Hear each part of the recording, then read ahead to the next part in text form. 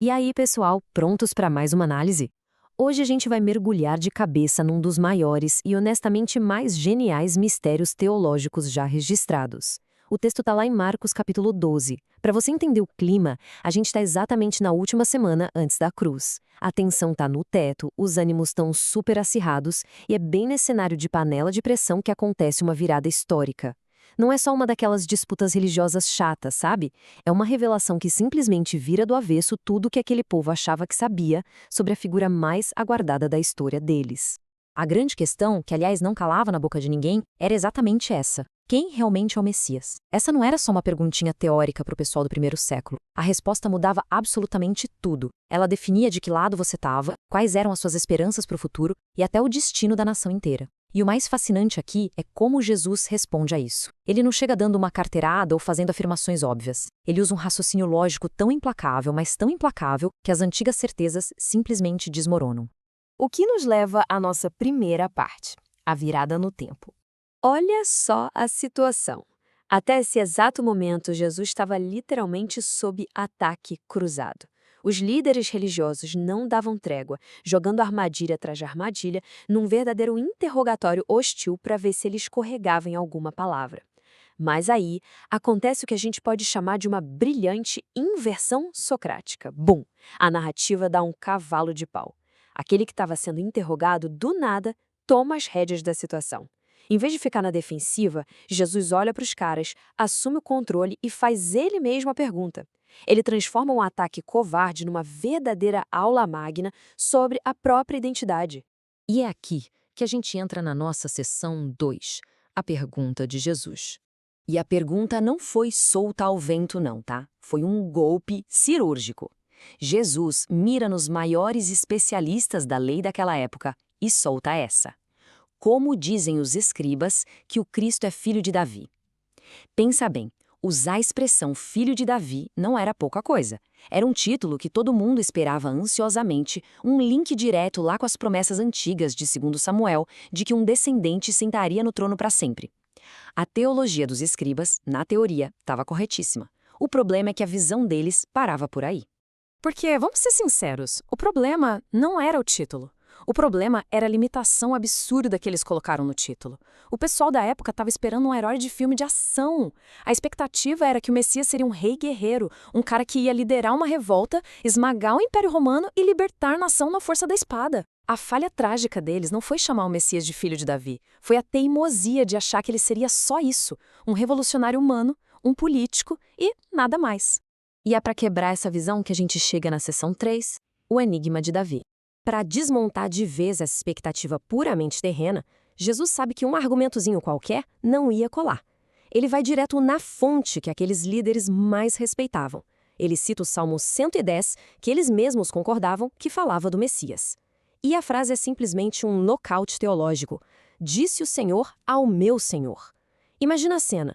O grande rei Davi, inspirado por Deus, relatando uma conversa no céu. Deus, o Senhor, falando com uma segunda pessoa.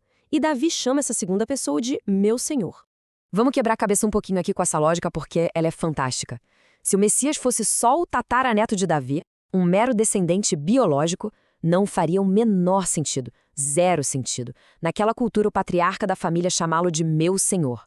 Numa cultura patriarcal, o tataravô imponente não chama o bisneto de chefe, a não ser que esse descendente tenha uma natureza e uma autoridade que ultrapassem infinitamente a biologia. E aí fica no ar essa pergunta retórica pesadíssima, forçando todo mundo ali a admitir que as caixinhas teológicas deles eram pequenas demais. A pergunta que não quer calar: como é que o descendente pode ser senhor do próprio Davi? O que nos leva à resolução genial desse mistério, na seção 4, o Messias divino. Jesus não deixa a galera no vácuo, não. E a resposta, que fica subentendida, muda absolutamente tudo. Pensa no contraste. De um lado, a gente tem a visão limitada dos escribas, presa aqui na terra, focada na política, reduzida a um descendente humano. Do outro lado, a realidade impressionante que acabou de ser escancarada, um Senhor exaltado, divino e eterno. Aquela teologia rasteira é completamente demolida e trocada por uma visão incrivelmente mais majestosa da dupla natureza do Messias. A conclusão é simplesmente irrefutável. Em nenhum momento Jesus diz: eu não sou descendente humano. O título de filho de Davi continua valendo, mas ele adiciona a peça principal que estava faltando no quebra-cabeça. Ele é filho de Davi segundo a carne? Com certeza, mas ele é o Senhor eterno segundo sua natureza divina. É infinitamente mais do que um descendente, é o soberano do próprio Davi. Aquele teto que limitava a visão deles foi arrancado de vez. E sabe o que eu acho mais maravilhoso nessa história toda? É a reação das pessoas comuns. O texto diz, com todas as letras, que a grande multidão o ouvia com prazer. Imagina o alívio desse pessoal. Eles viram, na hora, a autoridade real naquelas palavras e se viram livres daquela arrogância intelectual dos escribas. A lógica pura, simples e inegável de Jesus deixou os doutores da lei sem palavras e trouxe uma clareza libertadora para quem estava ouvindo. A verdade tem um peso que é irresistível. Caminhando agora para o nosso desfecho, seção 5, a visão completa. Resumindo a ópera, o que a gente tira de prático dessa inversão de papéis? São 3 passos cruciais. Primeiro, a linhagem humana importa sim, Jesus cumpre a promessa. Segundo, e aqui está o grande salto, o Messias não é só humano, ele é inerentemente divino. E terceiro, ficar satisfeito com uma verdade pela metade é perigoso demais. O erro trágico daquela liderança não foi ignorar tudo, foi achar que sabiam de tudo quando na verdade só viam uma parte do quadro. E olha, essas verdades batem direto na nossa porta hoje. Será que a gente também não comete o mesmo erro dos escribas? Reduzir a figura central da fé cristã a apenas um mestre super sábio, um profeta legal ou um bom exemplo moral para a gente seguir? É repetir a mesmíssima falha trágica. A fé autêntica cobra muito mais que só admiração. Ela exige que a gente reconheça Ele como o Senhor exaltado e o Rei eterno. Então, para fixar de vez na memória, o Cristo é o cumprimento fiel e exato de todas as antigas promessas, vindo da linhagem de Davi. Mas, ao mesmo tempo, e não dá para separar as duas coisas, ele é o Senhor eterno, exaltado à direita do poder de Deus. É essa dualidade fantástica que resolve aquele enigma de 1000 anos atrás e mostra verdadeira e indomável grandiosidade de quem ele realmente é. E sabe de uma coisa?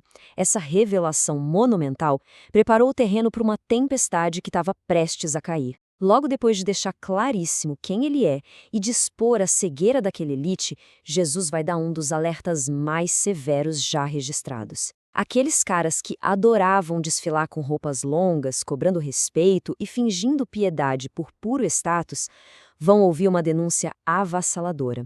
Afinal, o que acontece quando a divindade pura e verdadeira bate de frente com uma religiosidade de fachada, completamente hipócrita? Bom, é exatamente esse confronto inescapável que a gente vai desbravar na nossa próxima análise. Você não vai querer perder. Até lá!